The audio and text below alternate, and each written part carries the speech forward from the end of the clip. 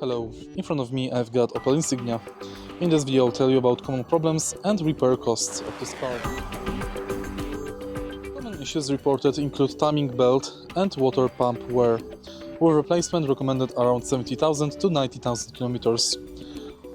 Diesel particulate filter, blockages in diesel models, and occasional infotainment system glitches like freezing or loss of Bluetooth connectivity.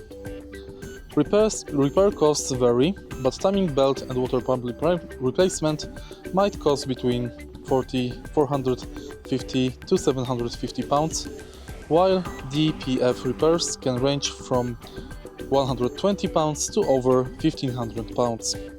Electrical faults and cooling system repairs are also reported, but are generally manageable with regular maintenance. If you find this video helpful, please leave like, comment and subscribe.